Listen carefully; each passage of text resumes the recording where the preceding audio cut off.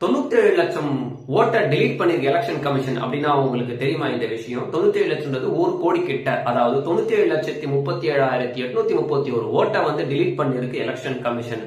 இதுக்கு அப்புறம் பாத்தீங்கன்னா 5,43,76,756 ஓட்டை வந்து லிஸ்ட் அனுப்பிச்சிருக்கு. இத்தனை பேர் ஓட்டு போட முடியும் அப்படின்னு அமைச்சிருக்கு. அப்போ மிச்சம் அந்த 1 கோடி கிட்ட இருக்கவங்க வந்து டிலீட் பண்ணிருக்கு. அது வந்து மிகப்பெரிய ஒரு தாக்கத்தை ஏற்படுத்தி இருக்கு. நாடு முழுவதும் வந்து இதை பத்தி தான் பேசிட்டு இருக்காங்க. கிட்டத்தட்ட 1 கோடி கிட்ட வந்து டிலீட் பண்ணிருக்காங்களே, அதுல வந்து யாரெல்லாம் வராங்க அப்படின்றதான் வந்து ரொம்ப மெயின் ஒரு பேசக்கூடிய ஒரு பொருளா இருக்கு. ஏன்னா 1 கோடி பேர் வந்து ஒருத்தர் வந்து லிஸ்ட்ல இல்ல அப்படின்ற போது ஒரு பெரிய ஒரு கேள்விக்குரிய ஆயிடுது இல்லையா? சோ அந்த 1 கோடி பேர் யார் அப்படின்றத வந்து எலெக்ஷன் கமிஷன் 3 டிவிஷனா பிரிச்சு கொடுத்திருக்கு. செகண்ட் டிவிஷன் வந்து 2வது பிரிச்சது வந்து எனக்கு கொஞ்சம் குழப்பமா இருக்கு. முதல்ல என்ன சொல்றாங்க அப்படின்னு பாத்தீங்கன்னா, இதுல வந்து இறந்தவங்க இருக்கிறாங்க, இறந்தவங்க வந்து ஓட்டடி அவங்களுக்கு கிடையாது அப்படின்ற மாதிரி டிலீட் பண்ணிருக்கு. அது ஓகே. 2வது என்ன சொல்லிருக்கு அப்படின்னு பாத்தீங்கன்னா, இடம் பெயர்ந்து போறவங்க அப்புறம் ஆப்சென்ட் ஆனவங்க 2 பேரும் வந்து கவுண்டிங் ஒரே இடத்துல சொல்லிட்டு தான் எனக்கு குழப்பமா இருக்கு. அதாவது ஒரு இடத்துல இருந்து இன்னொரு இடத்துக்கு அட்ரஸ் மாத்திட்டாங்க, அதனால நான் வந்து அவங்களை வந்து இந்த இடத்துல டிலீட் பண்ணிருக்கிறோம், அந்த இடத்துல அவங்களுக்கு வந்து ஓட்டடி கிடைச்சிடும் அப்படின்னு சொல்லியிருக்காங்க. ஆப்சென்ட் அப்படின்னு ஒன்று சொல்லியிருக்காங்க. அது மட்டும் எனக்கு குழப்பமா இருக்கு. ஆப்சென்ட் ஆயிட்டாங்க அப்படின்னு சொல்லும்போது அது தனி கேட்டகரி எத்தனை நம்பர்னு நம்ம சொன்னோம் இல்லையா?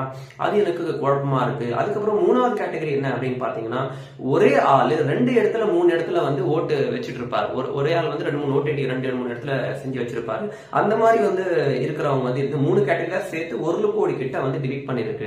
இது வந்து பாத்தீங்கன்னா, நான் வந்து டிஸ்ட்ரிக்ட் வைஸ் எடுத்திருக்கிறேன். டிஸ்ட்ரிக்ட் வைஸ் நான் பார்த்தேன். டிஸ்ட்ரிக்ட் வைஸ் எத்தனை பேர் வந்து டிலீட் ஆயிருக்கு அப்படின்னு பார்த்தேன். அப்படி பார்த்ததுல எனக்கு பெரிய தாக்கத்தை அதிகமான ஒரு இடத்துல டிலீட் ஆன எந்த பகுதி அப்படின்னு பாத்தீங்கன்னா, சென்னையில வந்து நிறைய டிஸ்ட்ரிக்ட்ல டிலீட் ஆயிருக்கு. சென்னை வந்து நான் வந்து அந்த இடம் சென்னை இடத்துல அதிகமாக டிலீட் ஆயிருக்கு. 25 லட்சம் பேர்ல 25 பேருக்கு வந்து கிடைச்சிருக்கு, 14 லட்சம் பேருக்கு கிடைக்காம இருந்திருக்கு. அப்போ 25 + 14 போட்டு பாருங்க, 39 லட்சம் பேர்ல 14 லட்சம் பேருடைய நேம் டிலீட் ஆயிருக்கு. ஓட்டு உங்களுக்கு இல்ல அப்படின்ற மாதிரி வந்திருக்கு. அது வந்து வேற இடத்துல இருந்திருக்கலாம் அப்படின்னு தெரியாது. ஆனா 14 லட்சம் பேர். சோ 25 லட்சம் 14 லட்சம் வந்து ஒரு பெரிய ஒரு எண்ணிக்கை அப்படின்றது மறந்துடாதீங்க.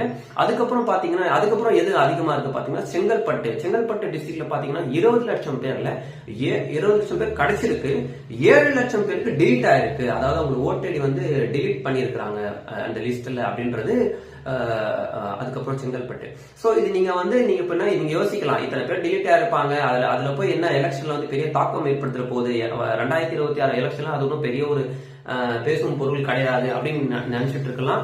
நான் அதுக்கு 2 உதாரணம் தரேன், நல்லா ஞாபகம் வச்சுக்கோங்க. முதல் உதாரணம் பாத்தீங்கன்னா, நீங்க சேப்பாக்கம் தொகுதி எடுத்துங்க. சேப்பாக்கம் டிஸ்ட்ரிக்ட்ல உங்களுக்கு தெரியும், உதயநிதி ஸ்டாலின் தான் அங்க நிக்கிறாரு இல்லையா? துணை முதல்வர் உதயநிதி ஸ்டாலினுடைய நிக்கிற தொகுதி வந்து சேப்பாக்கம்.